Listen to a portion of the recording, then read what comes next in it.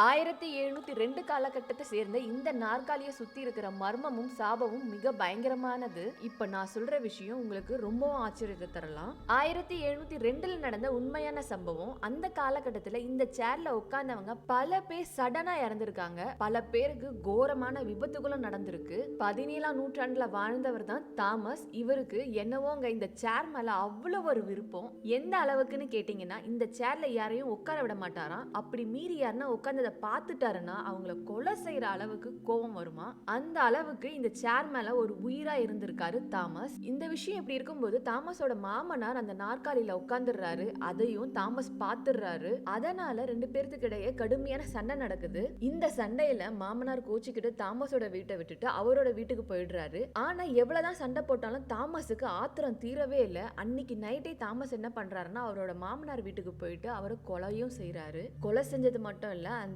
உடலை மறைக்கவும் செய்யறாரு. ஆனா போலீஸ் எப்படியோ அவருடைய மாமனாருடைய உடலை தேடி கண்டுபிடிச்சிடுறாங்க. இந்த கொலைக்கு காரணமும் தாமஸ் தான் அப்படின்னு நிரூபிக்கப்பட்டு அவருக்கு தூக்கு தண்டனையும் கொடுக்கறாங்க. தாமஸ தூக்குல போடுற அந்த நாளும் வருது. அவரோட கடைசி ஆசைகளா சில விஷயங்கள் கேட்டிருக்காரு. அது எல்லாமே அந்த கவர்மெண்ட் செஞ்சு கொடுத்திருக்கு. தூக்கு கயத்துல ஏறதுக்கு கொஞ்சம் நிமிஷத்துக்கு முன்னாடி இவர் என்ன சொல்லிட்டு செத்து போயிட்டாருன்னா, என் சேர்ல யாருன்னா உட்கார்ந்தாங்கன்னா அவங்களுக்கு இமீடியட்டான மரணம் ஏற்படணும்னு ஒரு சாபத்தை கொடுத்துட்டு தூக்கல போட்டுடுறாங்க அவரை.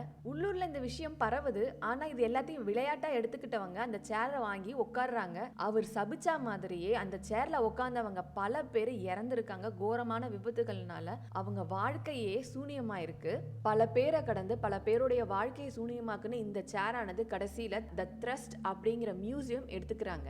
அது மட்டும் இல்ல, இந்த சேரோடைய ஃபுல் ஹிஸ்டரி, இதனால யார் யார் பாதிக்கப்பட்டிருக்காங்க, எத்தனை பேர் இறந்திருக்காங்க அப்படிங்கிற எல்லா குறிப்புகளும் இந்த மியூசியத்துல டாக்குமெண்ட் பண்ணி வச்சிருக்காங்க. அது மட்டும் இல்லாம இதுக்கு மேல இந்த சேர்னால யாரும் பாதிக்கப்படக்கூடாதுங்கிறதுக்காக அந்த மியூசியத்துல அந்தரத்துல தொங்க விட்டுருக்காங்க, யாரும் உட்கார முடியாதபடி.